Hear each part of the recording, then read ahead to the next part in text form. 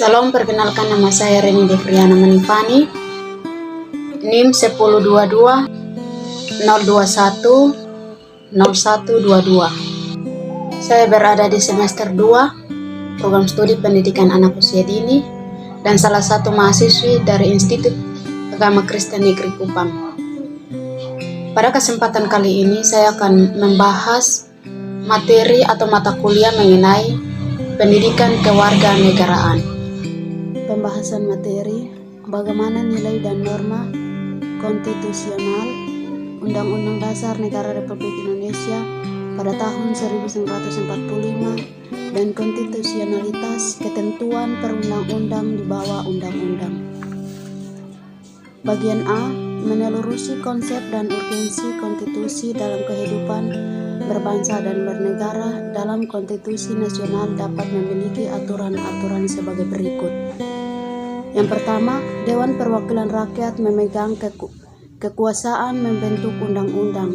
Yang kedua, jangan berbicara saat mulut penuh makanan. Yang ketiga, menyebarlah pada serba cross dengan tertib dan hati-hati.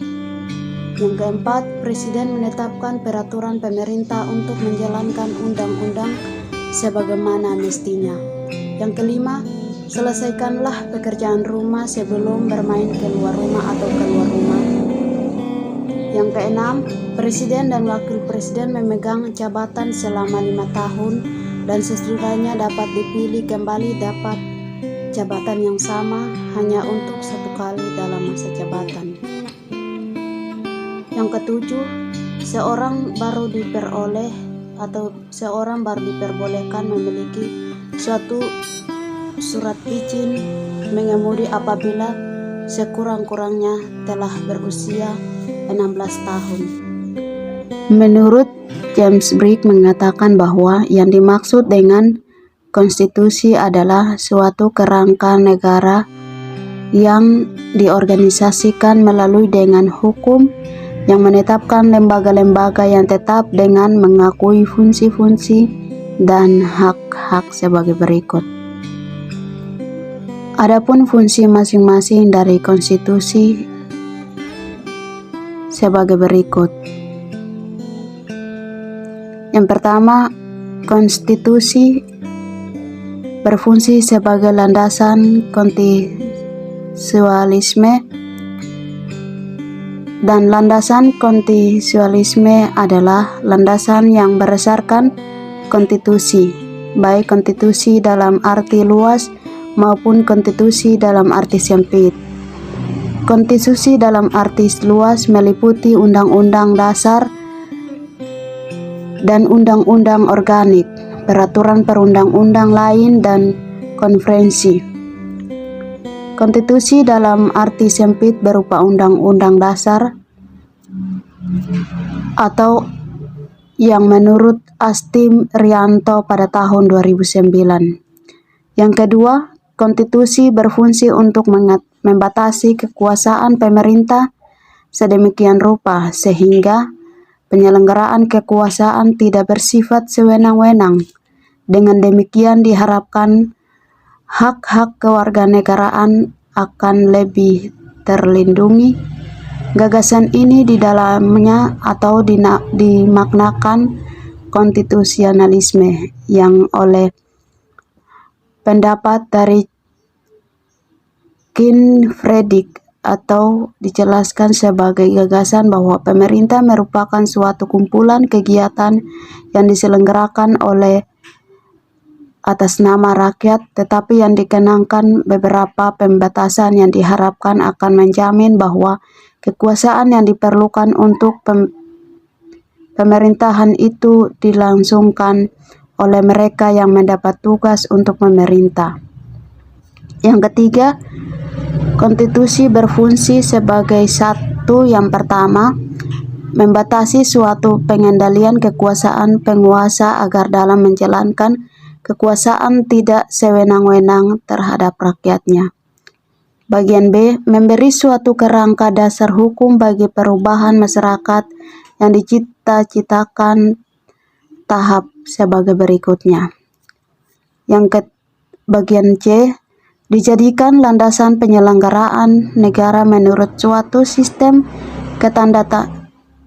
ketandatanganan negara tertentu yang diujung tinggi oleh semua warga negara. Bagian D menjamin hak-hak asasi warga negara.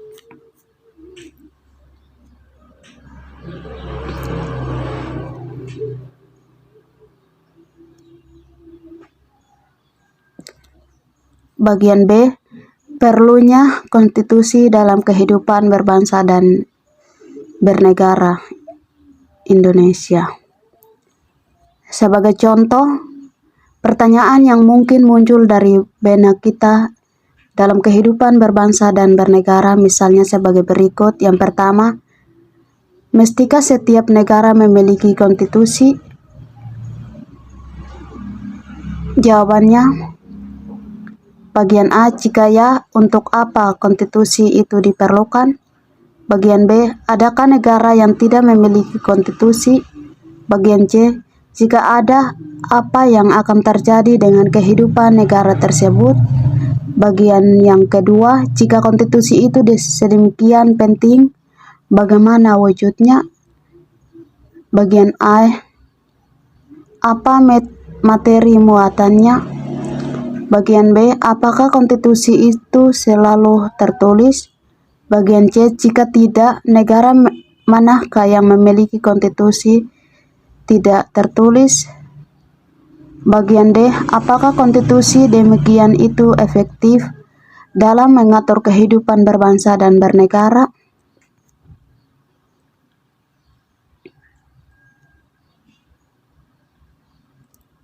Bagian C, menggali sumber historis, sosiologi, dan politik tentang konstitusi dalam kehidupan berbangsa dan bernegara. Konstitusi merupakan suatu yang sangat penting bagi kehidupan berbangsa dan bernegara, baik bagi negara yang sudah lama merdeka maupun negara yang baru saja memperoleh kemerdekaannya.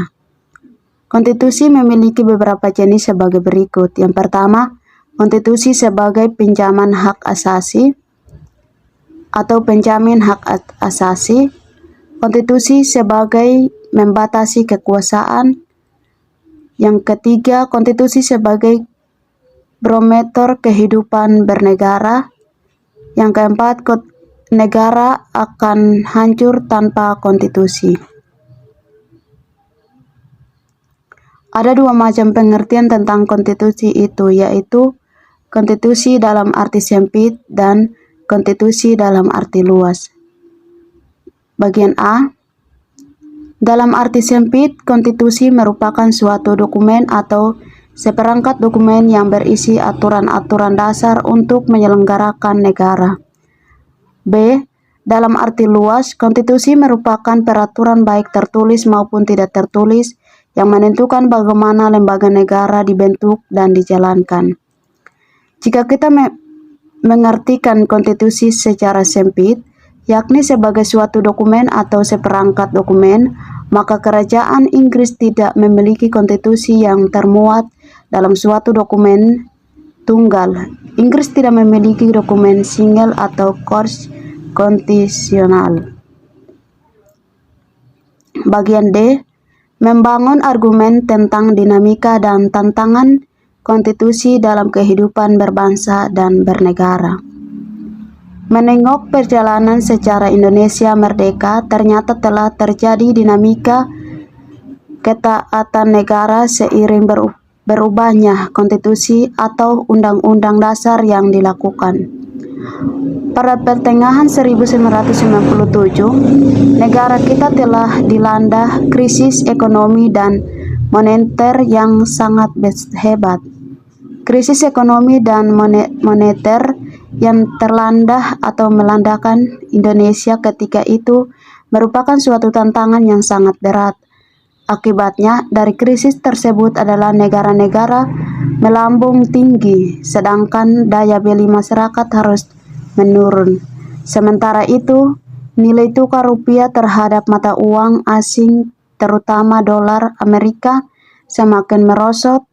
Dan menyikapi kondisi seperti itu, maka pemerintah berusaha mengulanginya dengan berbagai kebijakan, namun kondisi ekonomi tidak kunjung membaik. Bahkan sampai pada hari ini semakin bertambah parah.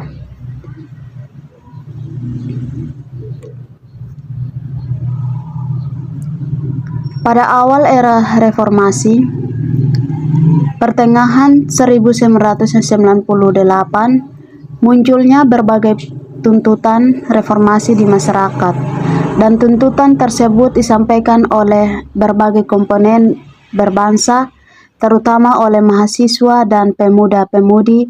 Beberapa tuntutan reformasi itu adalah sebagai berikut. Yang pertama, mengamandemenkan Undang-Undang Dasar Negara Republik Indonesia tahun 1945. Yang kedua, menghapus doktrin DWI Fungsi Angkatan Bersenjata Republik Indonesia. Yang keempat, menegakkan supremasi hukum, penghormatan hak asasi manusia atau HAM, serta pemberantasan korupsi, kolusi, dan nepotisme. Yang keempat, melakukan desentralisasi dan hubungan adil antara pusat dan daerah. Yang kelima, mewujudkan kebebasan pers. Pada tahun 1945 mewujudkan kehidupan demokrasi. Dalam pasal 37 Undang-Undang Dasar Negara Republik Indonesia tahun 1945 melakukan perubahan secara bertahap dan konsisten dalam 4 kali perubahan, yakni sebagai berikut. Yang pertama, perubahan pertama pada Sidang Umum MPR 1999. Yang kedua, perubahan pada Sidang Tahunan MPR pada tahun 2000. Yang ketiga, perubahan pada Sidang Tahun MPR 2001. Yang keempat, perubahan pada Sidang Tahunan MPR 2002 dan perubahan Undang-Undang Republik Indonesia pada tahun 1945 yang dilakukan oleh MPR selain merupakan perwujudan dari tuntutan reformasi, sebenarnya sejalan dengan pemikiran pemuda dalam mendirikan atau dalam pendirian bangsa Indonesia atau Founding Father Indonesia. Bagian E, mendeskripsikan esensi dan urgensi konstitusi dalam kehidupan berbangsa dan bernegara. Perubahan undang-undang pada tahun 1945 yang pada mulanya merupakan tuntutan reformasi dalam perjalanan telah menjadi kebutuhan seluruh komponen berbangsa. Hasil perubahan perundang-undang atau Undang-Undang Dasar Republik Indonesia tahun 1945. A. Perubahan pertama Undang-Undang Dasar Negara Republik Indonesia pada tahun 1945 dihasilkan pada Sidang Umum MPR pada tahun 1999 tanggal 14 sampai dengan tanggal 21 Oktober 1999. B. Perubahan kedua Undang-Undang Dasar Negara Republik Indonesia pada tahun 1945 dihasilkan pada Sidang Tahunan MPR 2002 tanggal 7 sampai 18 Agustus 2002. C. Perubahan yang ketiga Undang-Undang Dasar Negara Republik Indonesia pada tahun 1945 dihasilkan pada Sidang Tahunan MPR tahun 2021 sampai dengan tahun 2022 tanggal 1 sampai dengan tanggal 9 November. Perubahan keempat Republik Indonesia pada tahun 1945 dihasilkan pada Sidang Tahunan MPR 2022 pada tanggal 1 sampai dengan 11 Agustus 2022.